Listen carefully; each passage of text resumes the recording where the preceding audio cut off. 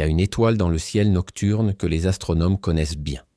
Elle n'est pas la plus brillante, elle n'est pas la plus grande, elle n'a pas non plus le nom le plus célèbre ni l'histoire la plus racontée, mais elle est la plus proche de nous. Elle s'appelle Alpha Centauri. Ce nom vient de l'arabe. Il signifie le pied du centaure, d'après la constellation à laquelle elle appartient dans l'hémisphère sud. Elle se trouve à 4,37 années-lumière de la Terre.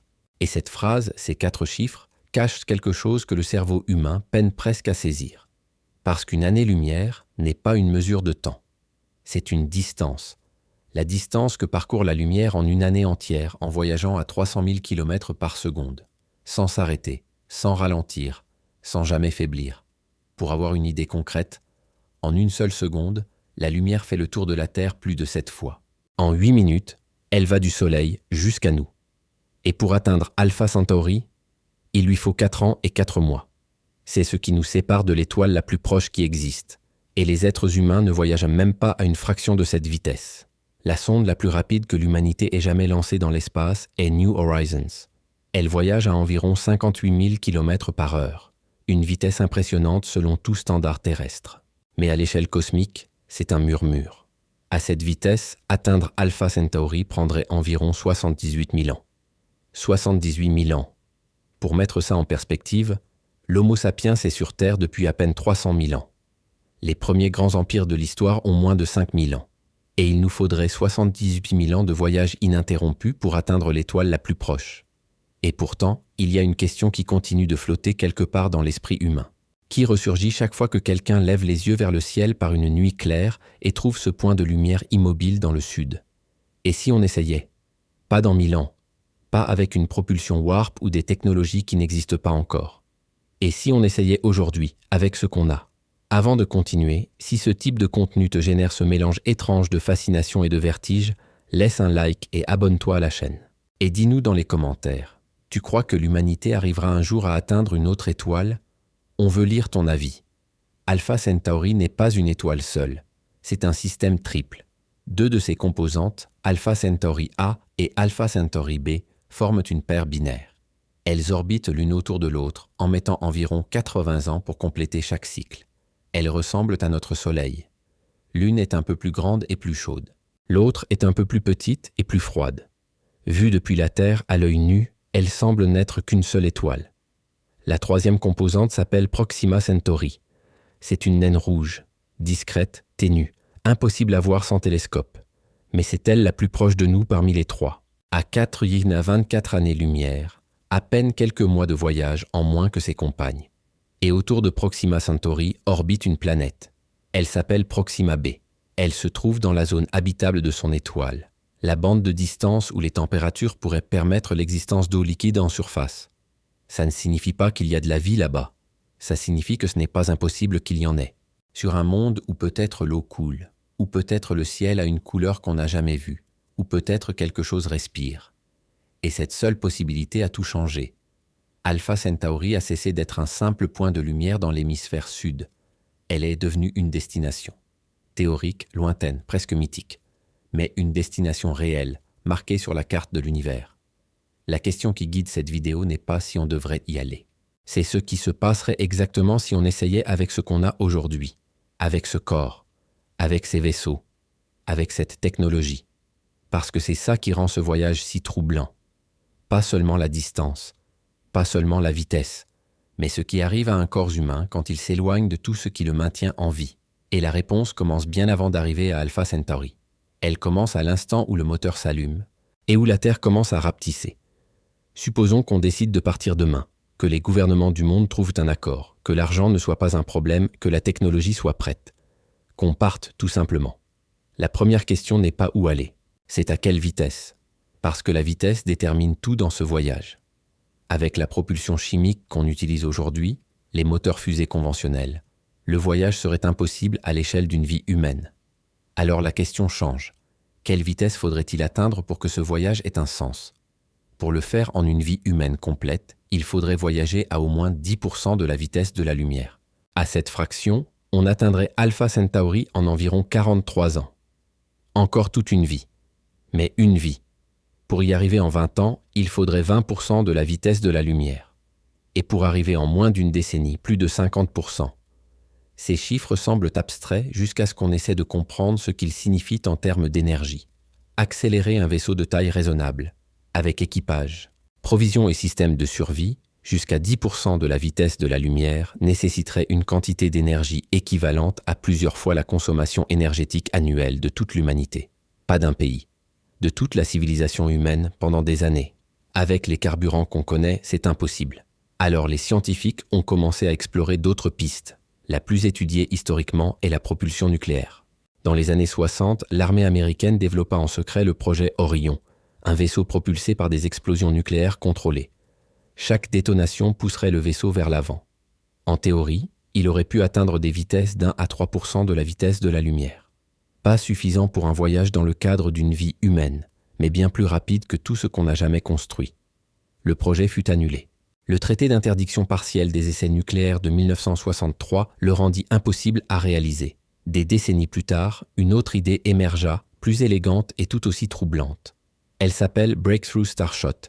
C'est une initiative réelle, financée par le physicien Stephen Hawking et l'entrepreneur Yuri Milner, qui propose d'envoyer non pas un vaisseau avec équipage, mais des milliers de minuscules engins de la taille d'un timbre-poste, propulsés par un laser de grande puissance tiré depuis la Terre. Ces nanovaisseaux emporteraient des caméras, des capteurs et des émetteurs. Rien d'autre. L'idée est qu'ils pourraient atteindre 20% de la vitesse de la lumière, rejoindre Alpha Centauri en une vingtaine d'années et renvoyer des images et des données du système, sans équipage, sans corps humains à bord. Et c'est là le point central de cette vidéo. Parce qu'envoyer des machines est un problème d'ingénierie. Envoyer des êtres humains est un problème entièrement différent. Le corps humain n'a pas été conçu pour l'espace. Il a évolué pendant des millions d'années dans l'atmosphère terrestre, sous la protection du champ magnétique de la planète, avec une gravité constante, des cycles de lumière et d'obscurité, et un accès permanent à la nourriture, à l'eau et à l'air. L'espace n'offre rien de tout ça. Sur la Station spatiale internationale, à seulement 400 km de la surface, les astronautes perdent de la masse osseuse à un rythme d'environ 1% par mois. Les muscles s'atrophient. La vision se détériore parce que l'absence de gravité déplace les fluides corporels vers la tête, créant une pression sur les nerfs optiques. Le système immunitaire s'altère. Le sommeil se fragmente. Et tout ça se passe en orbite basse terrestre, là où il existe encore une certaine protection du champ magnétique. Au-delà de ce bouclier, le vrai problème commence. Les radiations cosmiques. Dans l'espace profond, le corps est exposé à un bombardement constant de particules à haute énergie provenant du Soleil, d'autres étoiles et d'explosions cosmiques à des milliers d'années-lumière. Des particules qui traversent les métaux, les plastiques et les parois de n'importe quel vaisseau qu'on pourrait construire, et qui traversent aussi les cellules du corps humain. Pas immédiatement, pas d'un coup, mais lentement, en s'accumulant pendant des mois, des années, en endommageant l'ADN, en augmentant le risque de cancer, en dégradant le système nerveux de façon qu'on ne comprend pas encore totalement. La NASA estime qu'un voyage aller simple vers Mars d'une durée d'environ 7 mois expose déjà les astronautes à des niveaux de radiation qui dépassent la limite maximale autorisée sur toute une vie, selon ses propres normes.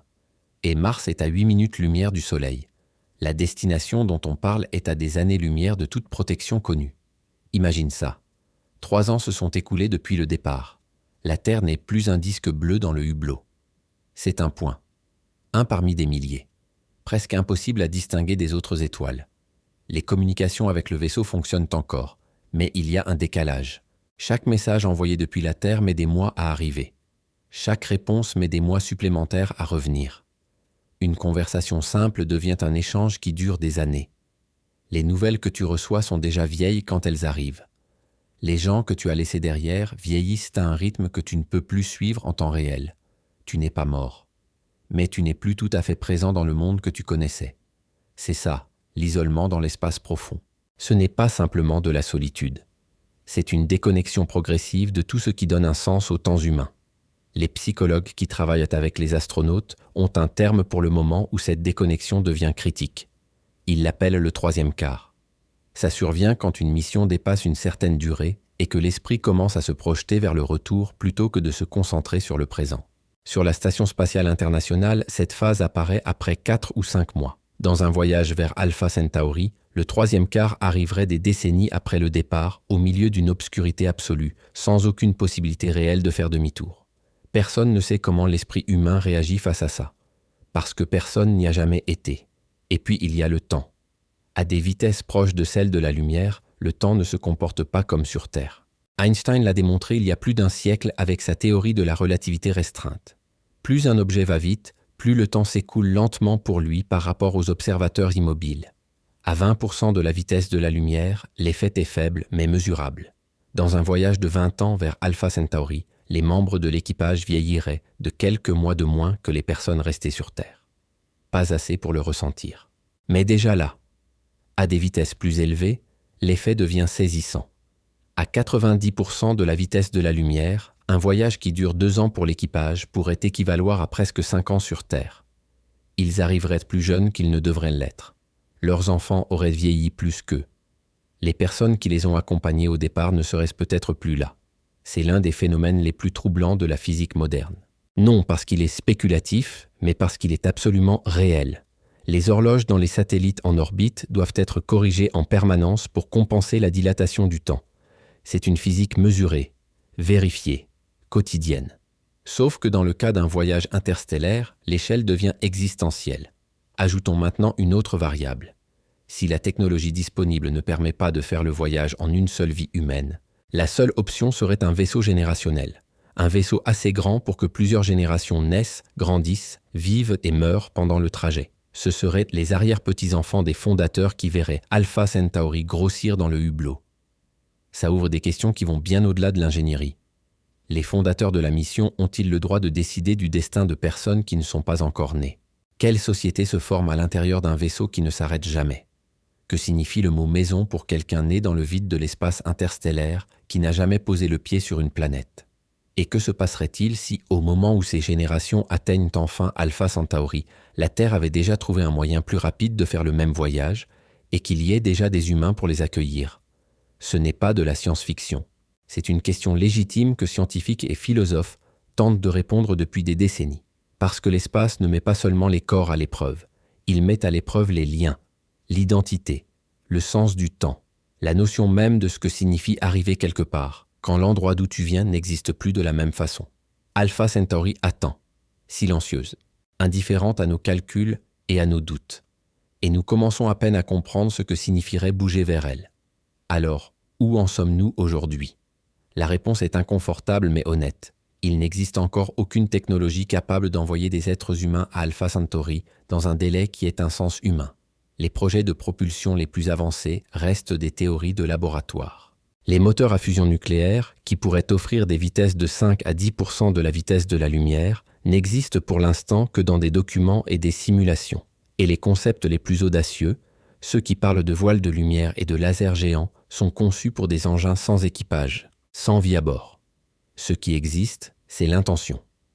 En ce moment, des agences spatiales de différents pays travaillent sur des missions précurseurs interstellaires, des sondes qui quitteraient le système solaire non par inertie, comme les Voyager, mais avec l'objectif explicite de tester des technologies pour des voyages plus longs. C'est le premier barreau d'une échelle qui n'a pas encore de plafond visible.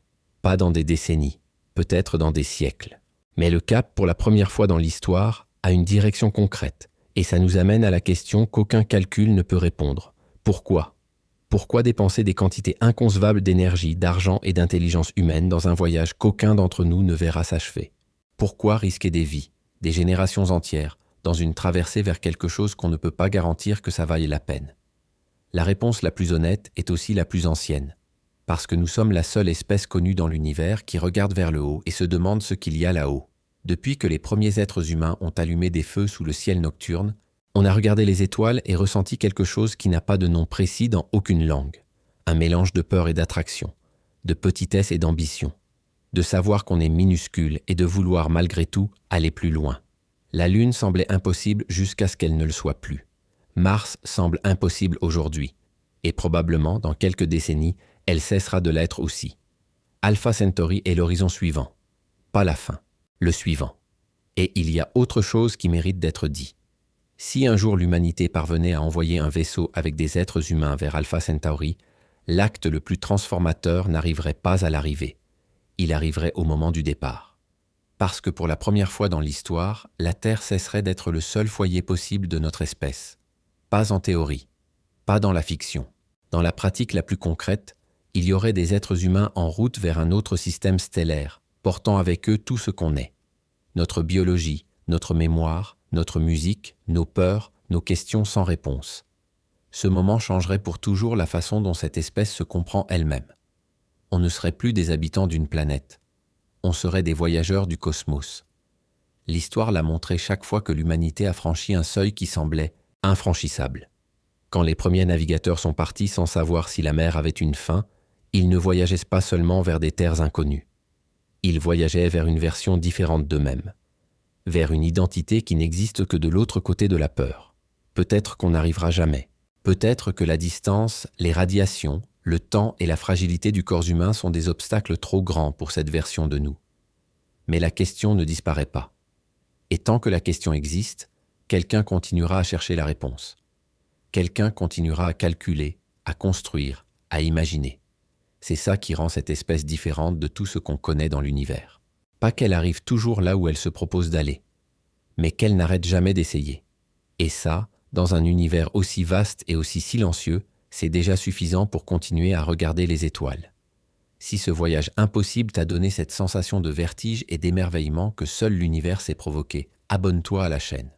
Chaque semaine, on explore une destination différente, une nouvelle distance, un mystère que la science essaie encore de percer. Et dis-nous dans les commentaires, quelle est la prochaine destination que tu veux explorer? Les trous noirs? La frontière de l'univers observable? Une autre étoile? Un autre système? Une autre possibilité? Le cosmos est infini, et on fait à peine ses premiers pas.